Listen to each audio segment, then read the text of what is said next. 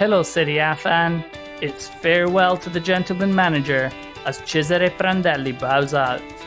Elsewhere, Super Pippo piles the pressure on old pal Pirlo. Italy get off to a flying start against Northern Ireland, and Boaz sticks the boot into a childhood hero. Plus, a special guest in this episode of Scudetto. Hello and welcome to Scudetto. A bit of another unusual week here for us. Oscar, our trusted host, is not with us this week. He's still off sick, so we're hoping he's going to be back next week. The result of that is that you're stuck with me in the hot seat this week, Kenny. But there's also going to be another couple of changes. We're going to do this as a two-parter this week. We'll be looking at Serie A in part one, and then we'll be looking at the performance of the Azzurri in part two. And there's a very good reason for that. And it's because we have a very, very special guest. He is a former Atalanta Primavera star, Scotland international, Premiership professional, BT Sports Serie A commentator and pundit, and currently in the backroom staff at AFC Bournemouth. Richard Hughes, correct me if I'm wrong. Thank you very much for joining us. Well, Kenny, thank you very much. I must correct you on that incredible introduction, and thank you for it. Although I didn't quite like the fact that I started off as a Primavera star and it seemed to dwindle as I went on in terms of the description of the capacities I held. But let me say it's an absolute pleasure to be joining your podcast, and finally having had the invite, I couldn't wait to take it up and join you. Yeah, we've been hoping to have you on for a while, but yeah, I think we needed to have a podcast that did you justice, Richard, first before we get to you on. So that means that Oscar's not here. Is that what it constitutes as doing me justice? I was looking forward to hearing Oscar. I think of the other people on this podcast today. Looking forward to reuniting with you both after many a year, and I was looking forward to meeting Oscar, so we'll have to wait till next time. Absolutely. But this time, someone that you do have to be reunited with is Boaz Sachs in Tel Aviv. Boaz, how are you doing? I'm doing very well. Richard and I used to be two center backs in a school football team, and unfortunately Richard was a goal scoring center back, whereas I was the guy who was getting my knees scraped and looking like a fool. Two centre-back stars, Boaz, we were. You've got the stars at the end of that. Kenny would have added the stars. That possibly said more about the rest of the squad, but yes. Yeah, and I was right back in the changing room, as the joke goes. Other than that, there was elections in Israel this week again, and I guess we'll do the podcast in about 4 months' time, and I'll say there's elections in another 4 months, and repeat ad infinitum. A recurring theme. Right, we're going to do beers in part two because it's too early for that at the time we're recording. So part two will be recording after the Italy game tonight, and we'll be doing beers and honourable mentions and the like then. But we're going to start, I think, with the shock news that Prandelli has resigned as Fiorentina manager. It was a bit of a worrying and certainly a heartfelt personal announcement that he made, and it does have to be said his managerial history has kind of been punctuated with periods of tragedy. Obviously, he took over Roma and then had to subsequently leave before having been in charge of a game because his wife became ill and passed away. But in his statement announcing his resignation this time at Fiorentina, he talked about dark clouds, about how he knew something wasn't right and that the players could pick up on that, how his mind couldn't be on the job properly, and how he's at peace with the fact that this could actually mean his retirement from football altogether. So we'd probably start off by asking Richard, what was your sort of immediate reaction to this news? Yeah, we're surprised to start with, kind of obviously because having come in during the course of the season. Initially, I didn't know it was mental health related, so it was a strange situation to have arisen from sort of what I was. That was my first reaction. Obviously, saw bits of the game at the weekend against Milan where they were sort of well in the game, and the first thing you think when someone leaves their post is that it is performance related. So I was thinking that seems a little bit strange because even though Fiorentina aren't having the seasonally planned out, at the beginning of it, it seems as if he's done a decent enough job at steadying it and getting them in a position of safety. So that was my initial reaction. Then when I sort of read quotes and then read the English translation of Mister Prandelli's comments, it obviously started to put a lot more meat on the bones. And then now I've read the full Italian version of it, and I think it's a very brave situation that he has created. He didn't have to be quite so honest if he didn't want to be. You know, he could have just given other reasons for it. I think in a day and age where mental health in general, but in sport, is becoming more and more talked about, I think this could be a really momentous moment that someone in the game has addressed mental health issues as being far more important than the job he was doing. And even though in the transcript of what he says, the letter of what he wrote, he clearly says it was a dream job in a club in a city where he very much feels at home. So initial surprise, and then I thought commending the bravery of my former manager, and as a consequence of that, I clearly hope that the decision he's made allows him to focus on himself, like he says in his letter, where he has to discover happiness. Essentially, it sounds like, doesn't it? And a great man, a really, really great coach. I went through my whole career describing him as the best manager I've ever had until I met Eddie Howe afterwards, and had to put Eddie on that same pedestal. But Mister Prandelli taught me so much. I played the professional game. Sorry, I'm talking a lot, Kenny, because it's a topic that clearly I'm quite passionate about, and it's someone I know. And for a couple of seasons played in that Primavera team where he was the manager, a real flagship of our Atalanta youth team at the time. It's like, can you climb through the age groups and get to play for that guy, because that guy will turn you into a player. That seemed to be the rhetoric going through the Atalanta Settore Giovanile. And eventually to get there and play for him and not to be disappointed by the lessons that he had to teach. I went through my professional career on the tactical information given by two people in my sort of, apart from my dad, who was heavily influential in my career, but Beppe Savoldi, who was one of my first coaches at Atalanta.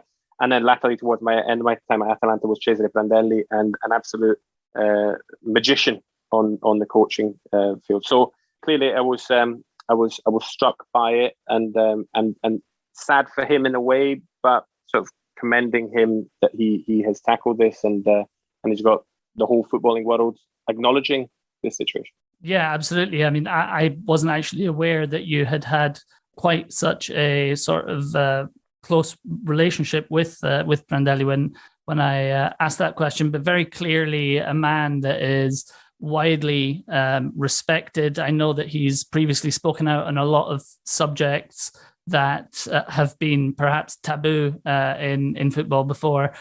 In this case, he's speaking out about his own mental health, but he's spoken out against homophobia before as well, and against racism. So yeah, really, really hope that he's happy, whatever he decides that he wants to end up doing, really. Yeah, he was a real teacher, Kenny. You know, so some of these things that you mentioned that he spoke out about doesn't surprise me at all. And when you're a youth team player, you need a teacher at the end of it. You're still at that level where you're very much learning. And he was very much someone who wanted to inform. He wasn't just a manager as such. He wanted to make players better humans, better boys in terms of their upbringing and their intelligence. And that's why, I mean, Atalanta are famed for having such a good, and we might talk about it in a bit, about such a good youth team. But in my time there, Cesare Prandelli was a huge part of why there were so many of us that went on to have careers at a good level because of his teachings. Sure. Obviously, what the fallout for Fiorentina means for this is that Iachini will be taking charge again until the end of the season.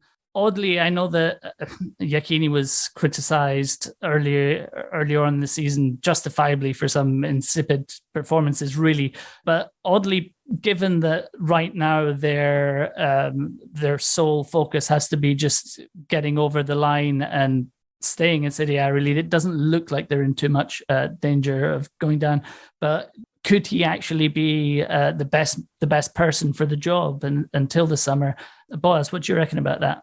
Well, when Iachini left, we kind of joked about the fact that he was constantly making excuses for his formations, and he was seeing games that most people at home and in the stands, or well, whoever was in the pitch at the time, because it's COVID, but people were not seeing, including games where he was really badly beaten, and yet he was the only person who saw a positive light. Having said that, he is kind of a specialist in saving teams from retrocessione. And we did joke at the beginning that they should have started with Prandelli and then brought Iachini in, and they kind of did that for less than good reasons, of course, but that's what's happening. They currently lead Cagliari by 7 points, and there's 10 matches to go. On paper, Fiorentina should save themselves, but I mean, both Cagliari and Torino are getting pretty good results, so I don't think Fiorentina are out of it, and Iachini hasn't done anything to convince me that he is the man to save them now. Okay, well, as Richard alluded to there was the great game of the weekend, really, the 3-2 win for Milan against Fiorentina, and it was 3-2 was the scoreline, but there could have been 8 goals easily if you just add in the 3 times that the woodwork was hit. What did you make of that game, Richard? What does it mean for the top 4? Could it mean anything for the Scudetto race? We have spoken a lot on this podcast over the last couple of episodes about how now we kind of believe that that's the race possibly over for the Scudetto, unless Inter really, really throw it away and Milan go on a run where they win every single game, which I think is something that Pioli has actually said we can absolutely do that. What were the impacts of this result? I think it is a big result for Milan in the top 4 race, because I think such is the form of a few of the particularly Napoli and Atalanta, that top 4 isn't a foregone conclusion for Milan. And let's not forget that was the aim at the start of the season. They found themselves, and deservedly so, in a title race of sorts. I say of sorts because for me it's not a race. I agree that it has been Inter's title to lose for a number of weeks now, and they just show no signs of being the Pazza Inter of years gone by. And they are just a well-drilled, well-oiled machine that is going to churn out wins. Even when he went to Parma on a Monday night, Friday night in a couple of weeks ago, they were second best for a large bit, but they find ways of winning the game. It's Antonio Conte's system is so well functioning now. The components, he's even Eriksen getting back in the team has given them a little bit more creativity in the midfield, which is starting to look that it could be a little bit more functional than anything, and just helps them win games that they might have drawn earlier on in the season. So for me, there is no title race, as boring as that sounds, that Inter, it's a matter of when they win it, and I see it like that. But not because of Milan's fault, because Milan have overachieved. I think everyone acknowledges that. It's because of Juve's form and last result in particular that will make anyone think that maybe. And I think even for Milan's sake, for those diehard Milans, and there are a few out there, aren't there, boys, that would really want Milan to win, think that they could. I still think they needed Juve in it, because Inter would have been more scared of Juve than this Milan team. So I think that's not necessarily a good thing. And Juve, of course, in the top 4 shake-up are no guarantees either. I really think Napoli were very good against Roma.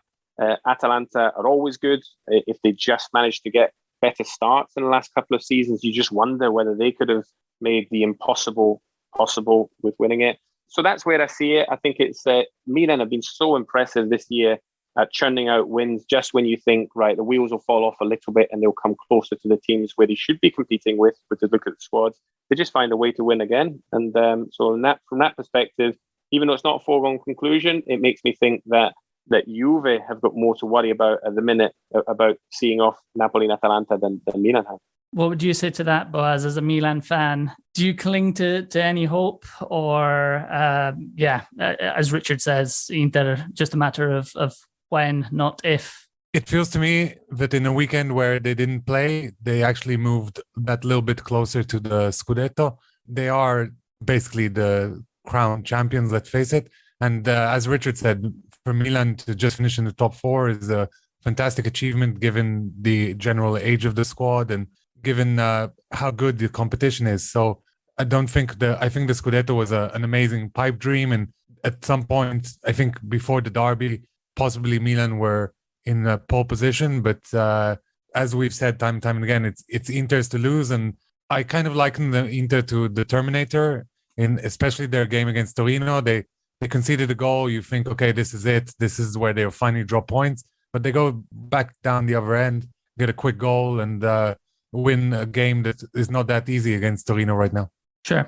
And one thing to talk about in the Milan game before we do move on is Zlatan breaking yet another record, becoming the oldest ever player to hit 15 in Serie A. He's back in the Sweden squad.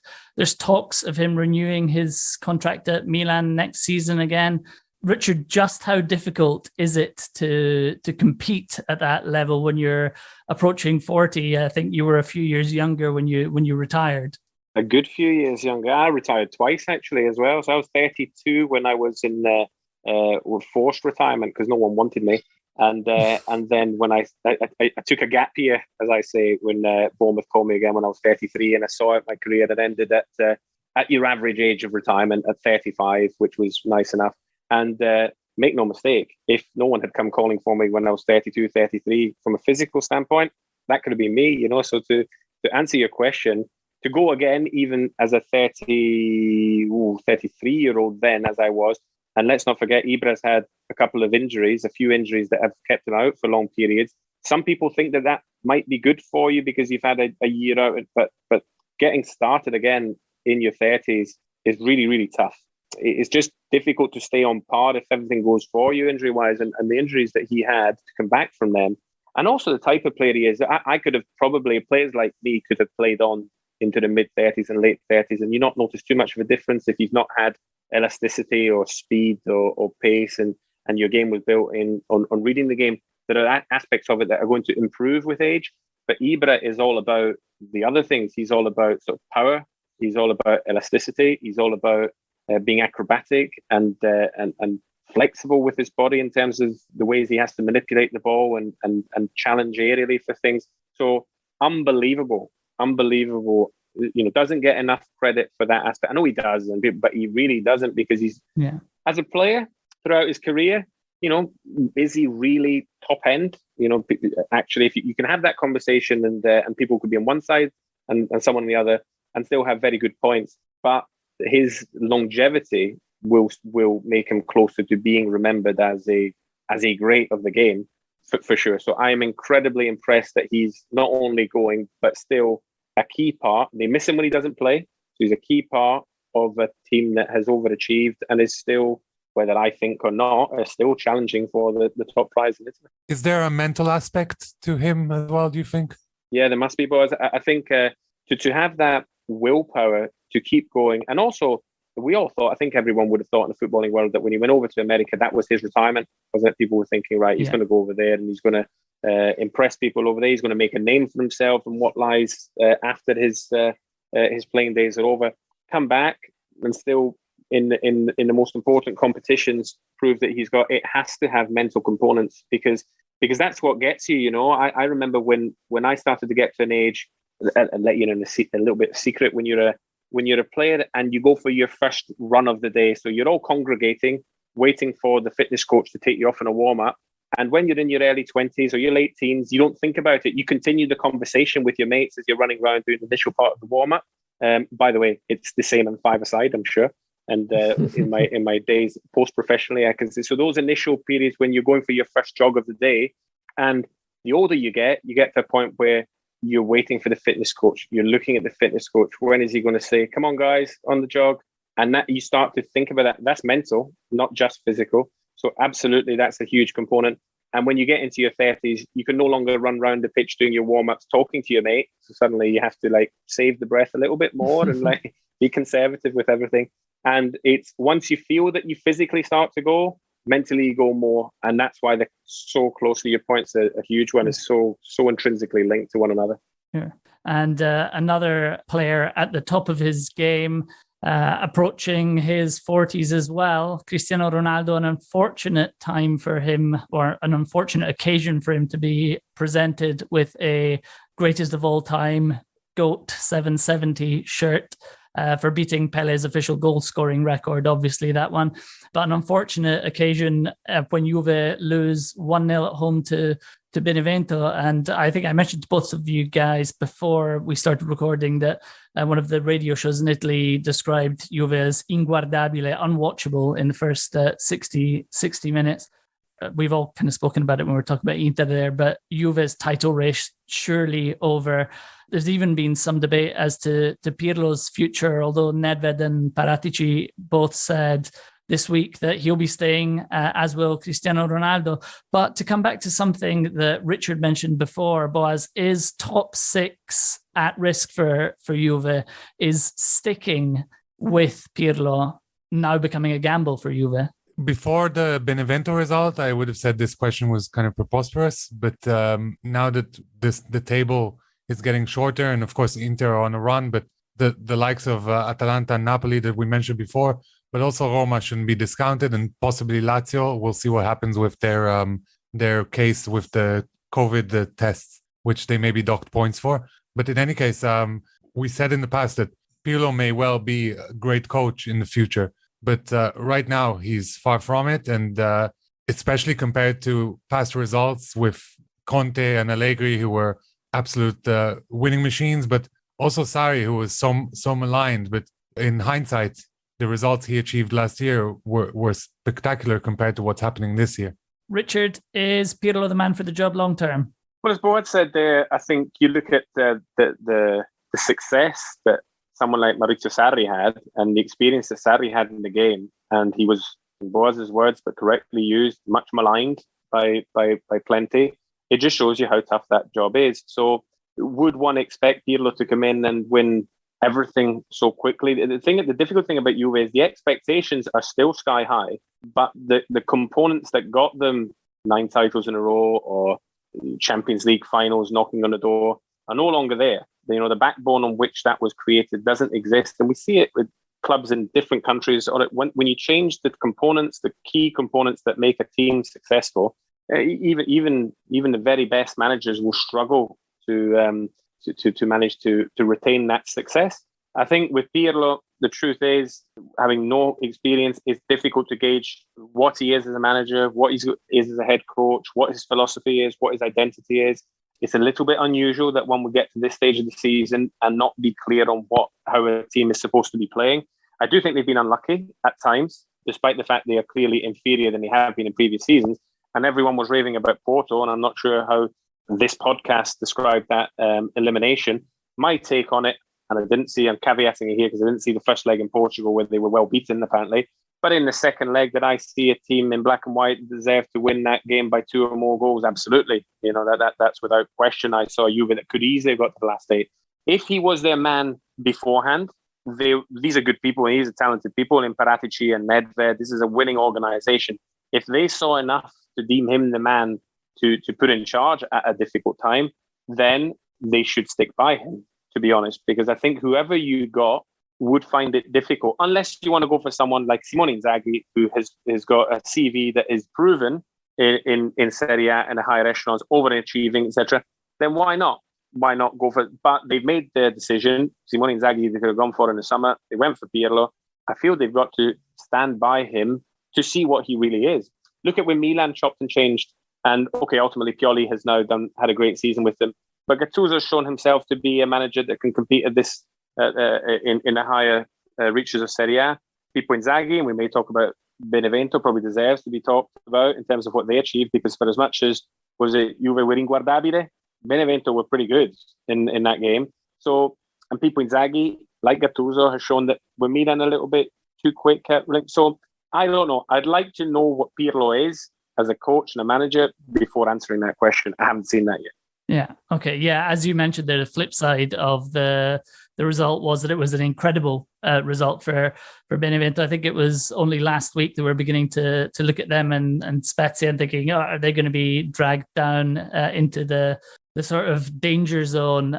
But as things stand, they look like they're sitting pretty comfortably. But what about the job that Pippo Inzaghi has done at Benevento, Richard? You seemed keen to speak about it there. I'm keen to get your take on this, and Boaz's as well. Yeah, I think obviously the success they had last season, they've come up like a real team. I think sometimes in the last 10 to 20 years, teams that have come up, lesser teams, Chievo are famed because Chievo managed to stabilize himself in Serie A against the odds. Lots of these clubs that have not really got a history of the top level in Serie A, have faded away pretty meekly at the first attempt. And with Benevento, I think Inzaghi deserves huge praise for having a team that plays in the sort of same optic as the manager was as a player, and still is on the touchline by the looks of things. I think that they've been enjoyable to watch. I, like you, thought that they were running out of steam and that early momentum and early good results was not going to be enough, and they were just going to be sucked in by bigger teams and clubs like Torino and Cagliari. That result will give them no end of heart. And I think he's done a fantastic job, because I didn't think Pippo Inzaghi was always going to be manager material as a player. He's not someone that I looked and didn't play with a lot of brains in terms of. I say that probably sort of checking myself a little bit, because to get into the amount of goal scoring positions you've got to have a good footballing brain. But I don't know if this is a good time to mention an Inzaghi anecdote. But when I was at Atalanta and played against the first team in midweek, and one of my roles that I was given on occasion was to man mark Inzaghi. And it would be so deflating for a young player trying to make the way in the game. I'd go home and I'd say to my dad, I played against the first team today. Well, how did you go? And I said, I did really well. I said, what were you doing? Man marking Pippo Inzaghi. I said, what did you do? He goes, well, he scored a hat-trick. I was like, well, what do you mean you scored a hat-trick? He did well. But the guy was like, there would be a penalty. So not my man marking. And someone, Lentini or Phil, would hit the post, it bounced, rebound. It hit one of us and bounced down to Inzaghi, and he'd score right place, right time so often. And you could have a good game against him, but he would punish you. And there were times that he would make so many forward runs, like ridiculous forward runs when players that weren't in a good position to pick him out. And there were some good players Atalanta had in midfield at the time. I mentioned Morfeo, who was a genius. They had De Paula and Sgro and people like that who could pick a pass. And they would regularly say to Inzaghi, it's like, oi, Pippo, calm down. Like, stop running forward. Wait for us to have good possession before making a run. And I remember Pippo's retort. One of them, he goes, non vi preoccupate, sono gasatissimo. And he would be like, don't worry about it. I've got so much energy that if I make 100 runs to get in twice, it's not a problem. And that's the way he then went on to Juve and Milan, of course, and be one of the very, very best goal scorers. But I didn't see a manager there. I saw someone enthusiastic, a bit of a kid, a bit of a buffoon in terms of his sort of how he was on the pitch, and not someone that you would look at. When you celebrate with a knee slide, a ball that's come off your knee and gone in from half a yard, it's not the etiquette that one would say, well, he's manager material. But he's obviously loves the game, completely, passionate about the game, and is transferring that in a different way. And probably I should have known better, because Simone Inzaghi, who had nowhere near the career his brother did, has shown incredible tactical acumen to develop. And one of the nicest teams, I presume that you're fans of Lazio on the podcast. If Lazio are on TV, you set a time and a date to watch them, because they are intriguing to watch. And so that's what I would say about Inzaghi, that maybe originally surprised he went into management, but not surprised given his enthusiasm and passion for the game, that he's not only doing it well, he's doing it very well with a less fancy team. Yeah, magical stuff. Boaz, is he one that got away from Milan, as Richard mentioned early on there? The time at the beginning of the season, we mentioned that what was it? Tarabat or no? Rami said about Inzaghi that if he can be a manager, then it's good news for me, because anyone can. Yeah. Having said that, it feels like after a stuttery start with Milan and Bologna as well, he's now found a place where he's having a good time. You can see him on the sideline. He's still the same kid Richard was talking about. He celebrates every goal as if he's the one who scored them. He's hugging players in training, and it's really good vibes, as I said. But what's surprising to me is if you told me 15, 20 years ago, there's going to be Pirlo and Inzaghi are going to be managers. They're going to play off against each other, and Pirlo's going to have Juventus and Inzaghi will have Benevento. Who's going to win? And there's no way anyone would say Inzaghi is going to win this chance. Yeah. So kudos to him. Richard talking about him in training kind of brought up an anecdote from a game I was at with Richard's brother, actually. And I believe it was Milan Bologna, and Inzaghi did something he doesn't usually do. He won a ball in midfield and kind of shielded it all the way into the goal in the second minute, and obviously celebrated like he scored the best goal in his career. And this was like, after 2 minutes, he'd done everything that Inzaghi could do, and the game ended 1-0, and we didn't see him for the rest of the game. But he made his impact. And lastly, I want to defend Simone, because I guess we'll agree that Pippo was the better striker, but Simone has the most goals in a Champions League game record that Pippo doesn't have, which is 4. Good knowledge. Good knowledge. Richard, you spoke about Atalanta a few times there. Only natural, given that you spent so many years there as a youth player. They beat Verona 2-0 at the weekend. That's 6 wins in 7 in Serie A for Atalanta. They are really beginning to look good for that Champions League qualification again, which would be the 3rd year in a row, which is really incredible when you think about the size of club that they are. Golini back in the starting lineup for this one. And for Verona, that's 3 defeats in a row. I know, as you've mentioned, Richard, you just love watching good footballing sides. What are your thoughts on Atalanta as a domestic force and their accomplishments on Europe? How much of a surprise is that for you to see that? Well, if Atalanta, I said what I said about Lazio, if Atalanta every day, I'd watch it every day. So these are Atalanta are just incredible. I as an Atalanta fan, like your good self, I think I saw success coming before it was obvious to the country, let alone the continent. So I did see it, not to this level, of course. I mean, this is just beyond the wildest dreams of all the Atalanta, and I hope they're enjoying it. Obviously, it's difficult to enjoy it fully with stadiums being empty, and it's a real shame. And of course, the city of Bergamo in general and what it went through at the beginning of this pandemic. But the Atalantini, such a passionate group of fans, haven't really had a history with a lot to shout about. Not always a bad thing, because you really treasure things when they come along, like the Winners' Cup semi-final in whenever that was, late 80s. So you treasure those moments more when you're a club that doesn't achieve. But for them to be missing out on this, which is by far the best period in their history, is sad. So I hope they're enjoying it from afar or from the TV screens, because they are a joy to watch every time. And that win at Verona, again, a little bit like Milan, but in a different way. Just when you think that Atalanta might find the game, they run out a little bit of steam in. No, they come again. It's just those starts that it's just it's a shame. I mean, be careful what you wish for. But if they could have got a couple of the starts right in last 2 seasons when they qualified for the Champions League, they really could have pushed this year more than any other. Because the fact that Juve are no longer the Juve of years gone by.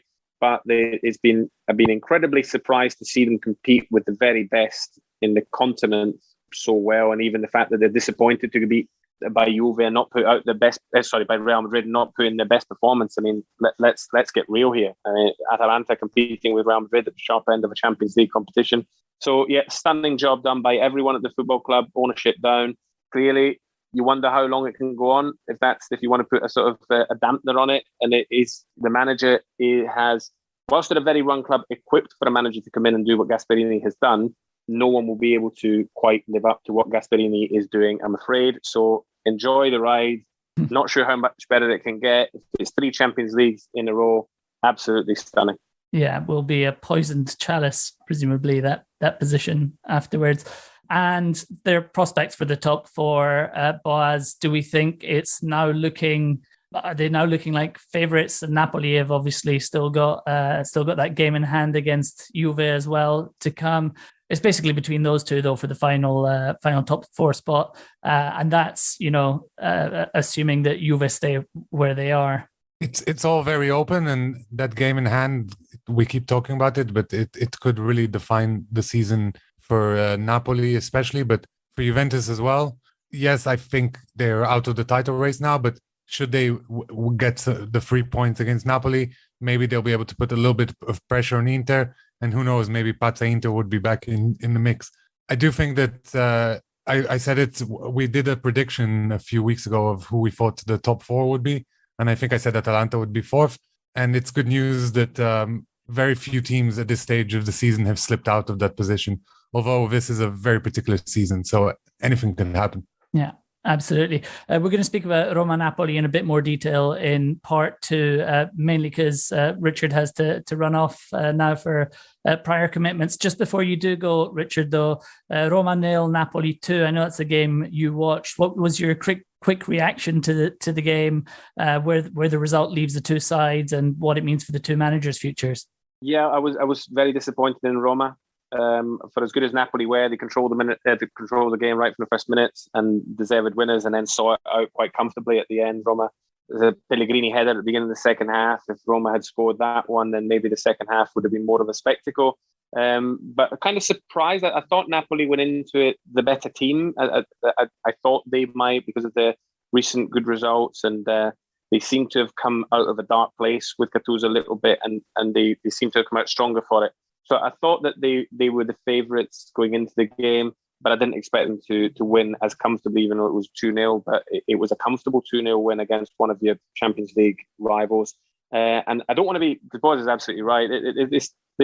The top four race, for me, there could be all sorts of twists and turns. And I even mean that Juve and Milan, who look secure now, could end up being in a sort of in a very different position in a few weeks' time. I wouldn't rule Lazio out. Of course, they win the game in hand, they go above Roma. So the easy thing to do is to be overreactive to the last weekend's results and say, yeah, Roma are gone, they're out of it. I was disappointed in them. They do have to get a lot better. They missed Jordan Veretout hugely, I believe, in the midfield from a creative force and sort of an attacking point of view. I'm trying not to just react to what I saw at the weekend, but I would say that they're sixth favourite for the top four finish of the top six, with Lazio just being better than them. But Napoli, yeah, I mean, Napoli been, as I said, really good since Gattuso seems to drag them out of the dark place that they were in, and they're going to take some beating. So I think between Milan, Juve, Atalanta, and Napoli, I personally wouldn't want to call it who's going to miss out. Unluckily, but it's definitely what we will lose perhaps from a Scudetto race moving on because of Juve's form allowing Inter to pull away. We will make up for in the top four race and the relegation places as well. I think it's going to be a really exciting end of this Serie A season. Absolutely. And Roma, obviously, also the only Italian club left in European competition, which might make that a bit more challenging for them as well. Richard, thank you very much for coming on to speak to us. It's been really great having you on, and really look forward to having you on again. Boaz, you'll be back in part 2, and that'll be coming up straight after this. Hello, Serie A fan. Make Scudetto a part of your weekly football fix. Subscribe now on Apple Podcasts, Spotify, or your favourite listening platform, and follow us on Twitter, Facebook, and Instagram at ScudettoPod. We'd love to have you on the squad.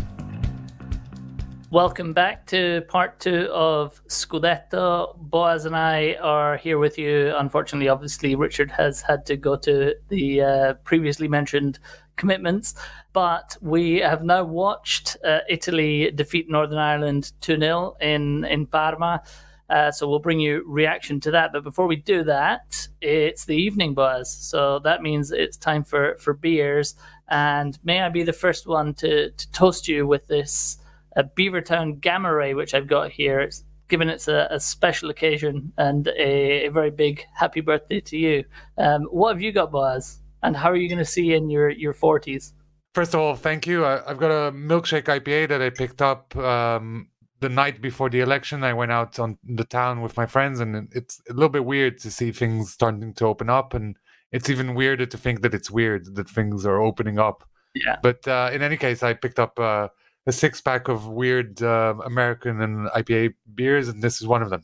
Nice. As for today or tomorrow, apparently my girlfriend is planning a few surprises, and by the time listeners listen to this, I'll be wiser to what's going on. Yeah, absolutely. You can tell us all about it next week. But for now, enjoy that beer. Does it have a name, by the way? It's like they called it the Milky Way. The Milky Way. Okay. Yeah, it's not very imaginative, but it's got a cow in space on the label, so that's something. Nice. Yeah, Beavertown Gamma Ray, for those who don't know it, has similarly space-themed. It's got kind of a weird skeleton space soldier type thing with a rocket launcher. Very, very cool graphics.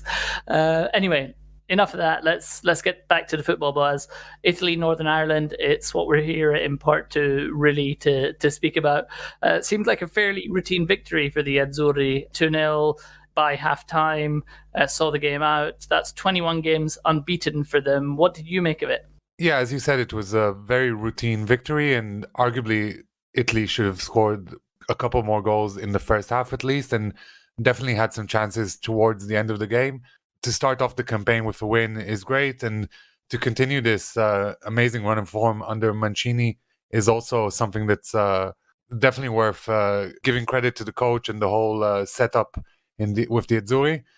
Something that I was particularly impressed with was the fact that the likes of Barella and Chiesa, who are standout players for both Inter and Juve, were on the bench for this game for different reasons. But Italy definitely coped without them on the pitch, and it shows that there is a wealth of talent in the squad, and that there's a lot of very promising young players, and the future is bright for the Azzurri. It's also interesting. This is the first game in the World Cup qualifying campaign, and of course, Italy didn't qualify for the last campaign, so it's great to see some young blood, but also the likes of Bonucci and Chiellini, who I'm sure, are still very angry at that Ventura nightmare. Yeah, absolutely. And you actually watched Mancini's post-match press conference, I believe. What did he have to say about the performance? His first quote was a little bit dry, and it kind of cracked me up, but he said, in the first half, we were perfect because we scored 2 goals. We could have scored 2 more. Very deadpan, but he also went on to say that Italy were playing very quickly, and that in the second half, all they had to do was hold on to the ball more and let Northern Ireland kind of run themselves a little bit tired. He singled out Pellegrini and Locatelli for having a great game. Apart from that, he was also very complimentary for Ciro Immobile, who hadn't scored for the Azzurri since 2019, I believe. Yeah, absolutely. I mean, very, very, very good for Immobile to get off the mark, I think, and certainly Locatelli, I felt, had a very, very good game. It's a result that actually sets Italy up nicely for the qualifying group. Next up for them, they're going to have Bulgaria on Sunday, and then it's going to be Lithuania on Wednesday, and we will obviously bring our listeners the response to those games. Before we move back on to talk about Serie A for a little while, Boaz, you, I understand, wanted to speak about the under-21s. Yeah, but before I speak about the under-21s, I wanted to just say that the match against Bulgaria next for Italy is quite important, because Switzerland, who are essentially Italy's rival for the top of this group, just beat them 3-1. So Italy can set the tone for the rest of the campaign by getting a good result against Bulgaria.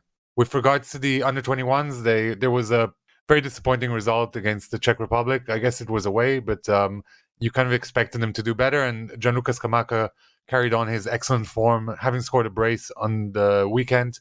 He scored another very stylish goal in this game, but Italy got an own goal from Giulio Maggiore, and then Sandro Tonali and Riccardo Marchisa also got red cards. So kind of a interesting game for the Azzurini. You expect better, but I guess Milan fans will sigh a breath of relief knowing that Tonali won't get injured in any more games now.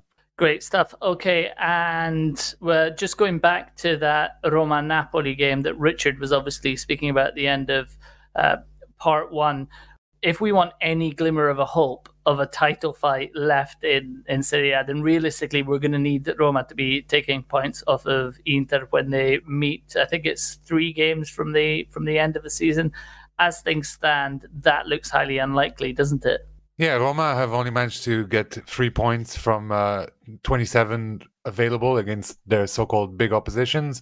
This stat goes back to 2019-2020, so it's a little bit worrying, and I imagine that at the end, this is what will possibly cost them access to the Champions League, although they're still in the Europa League, and this is, as a slight caveat, I'm sure they were a lot more tired than Napoli coming into this game, but also it's a long shot, but should Roma win the Europa League, there's an automatic qualification for the Champions League. So it's not all lost for Roma, but there seems to be a lack of character when it comes to these big games. And in this case, Napoli, with finally having a full squad available, the likes of Manolas, Lozano, Osimhen all coming back, and of course Mertens, who scored 2.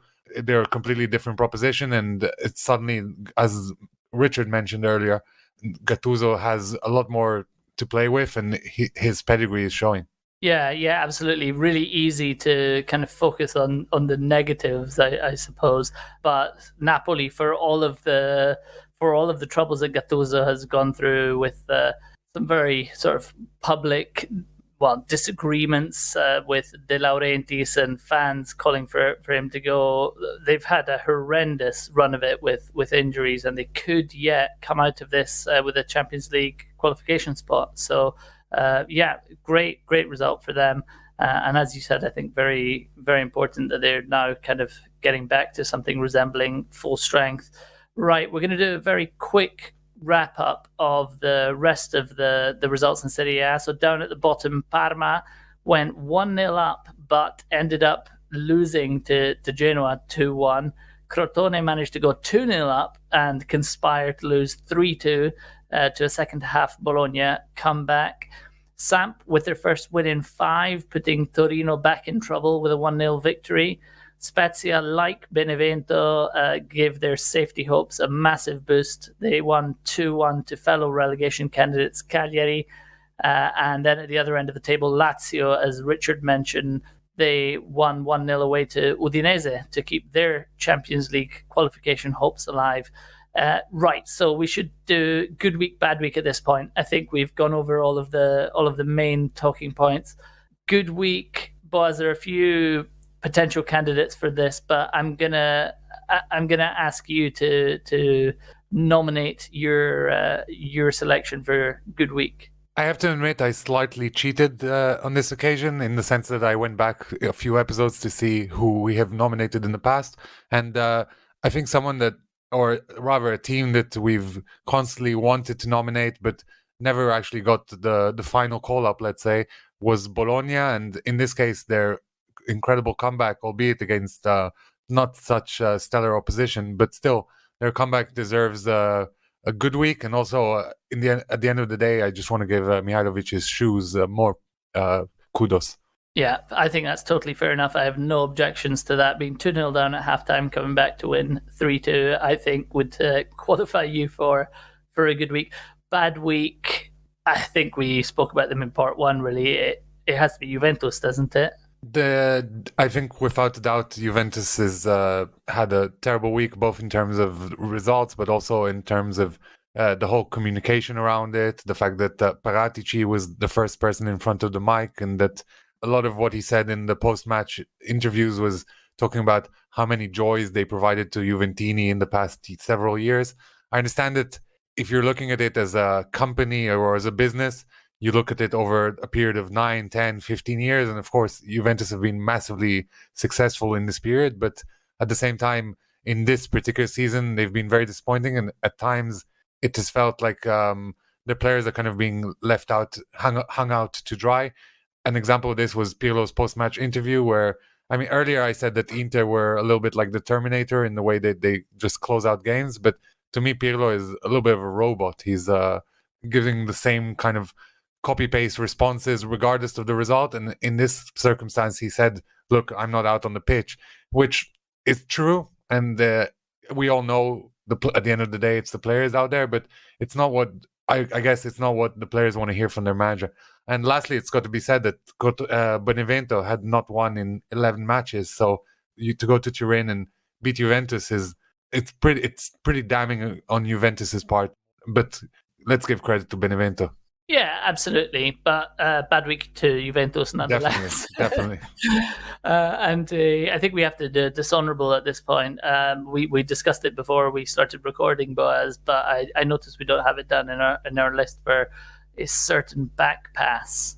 Yeah, I mean, to add to Juventus's woes, Arthur, who was supposed to be one of the big signings, committed one of the biggest crimes in football, which was to pass the ball right across his area straight to the Benevento player, who I still had to do a little bit of work. But at the end of the day, Arthur, he's often criticized for not being possibly direct enough, not passing as many vertical passes as he should. And maybe that's not just part of his skill set, but Juventus should have known that when they recruited him.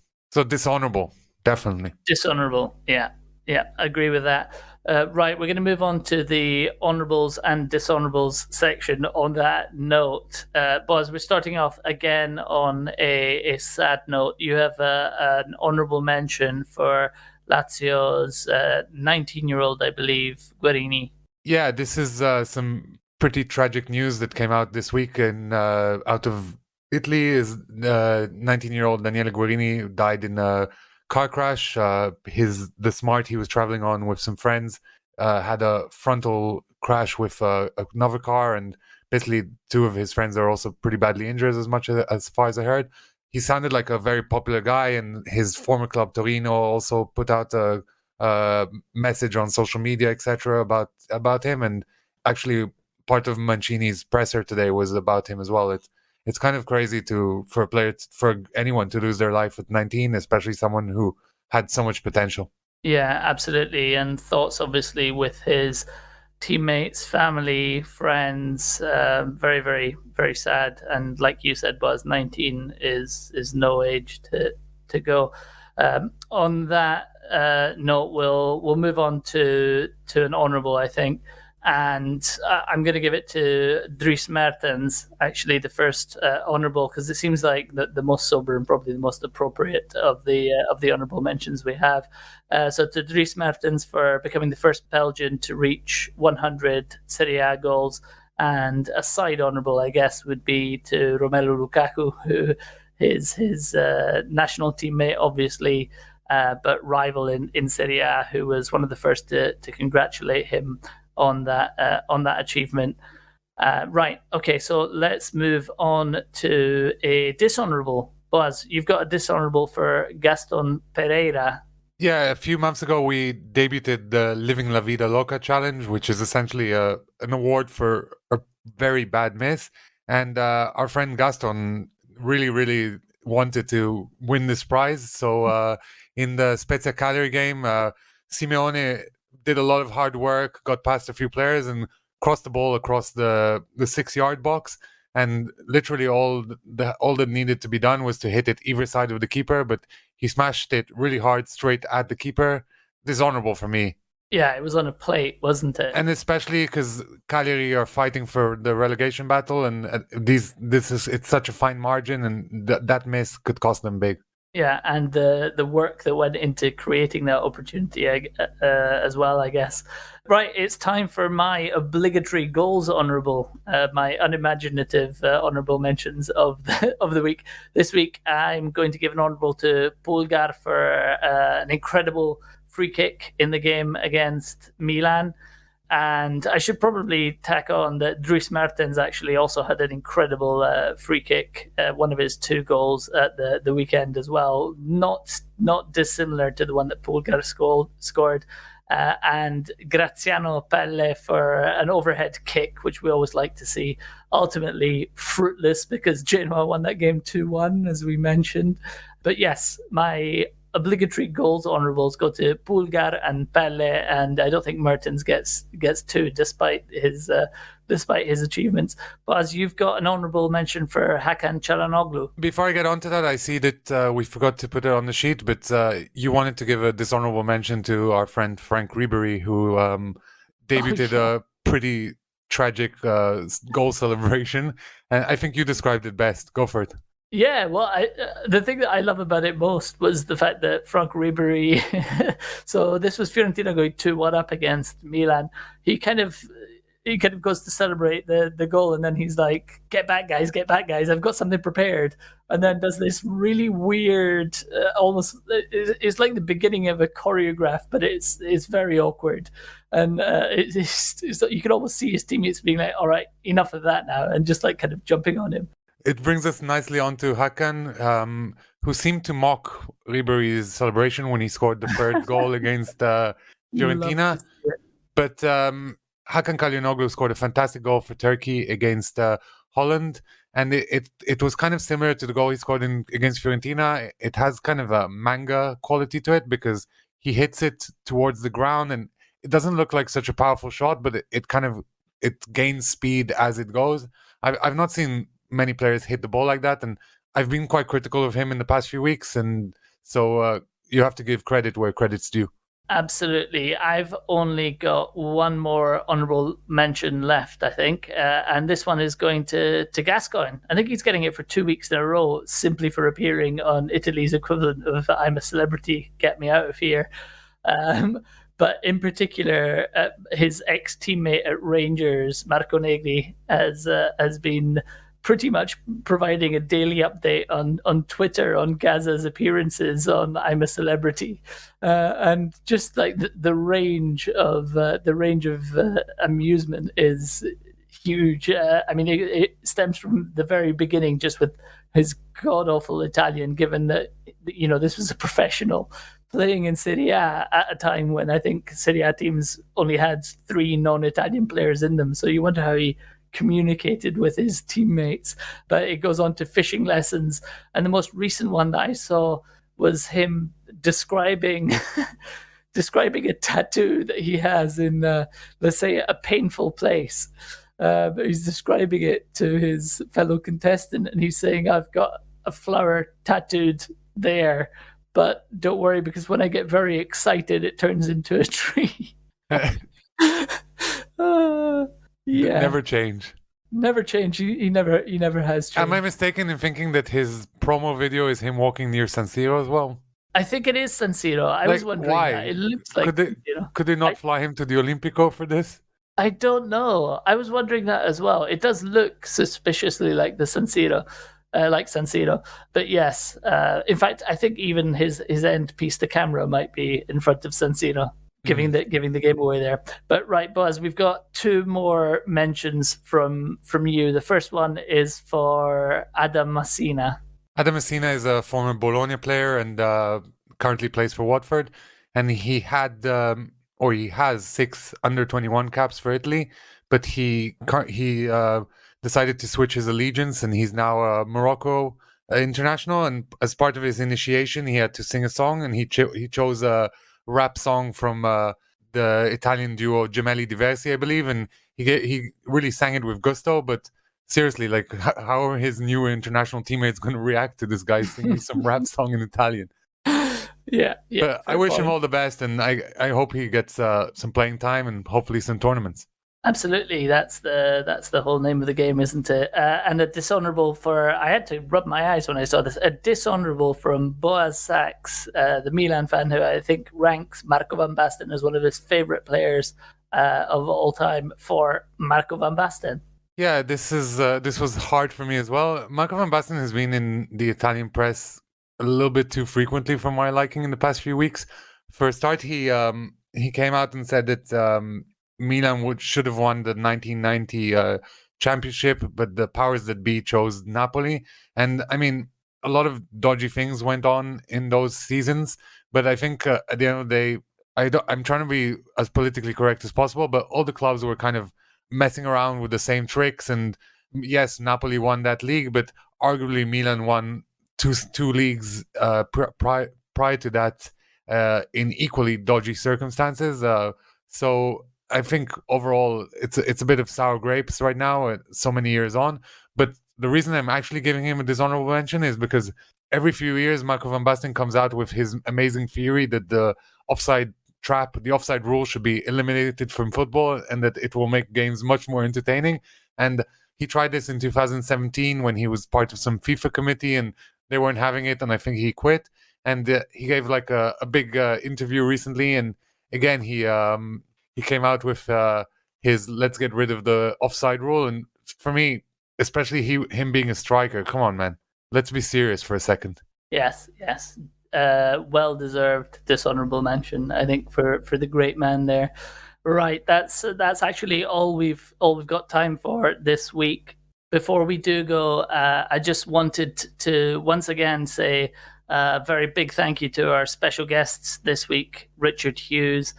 Some really, really insightful commentary on Prandelli and Richard's time playing under him in the youth setup at Atalanta. Right, so as ever, please do subscribe to our podcast on Apple Podcasts, Spotify, or wherever you get your podcasts. We've got another international break this week, so we'll all be watching the Azzurri. And until next week, enjoy the football. Che sta decretando lo scudetto del Milan in questo preciso istante. La Juventus è campione d'Italia questa data, il 6 maggio. Di anticipo, la Roma è campione d'Italia per la stagione 2000-2001. Il titolo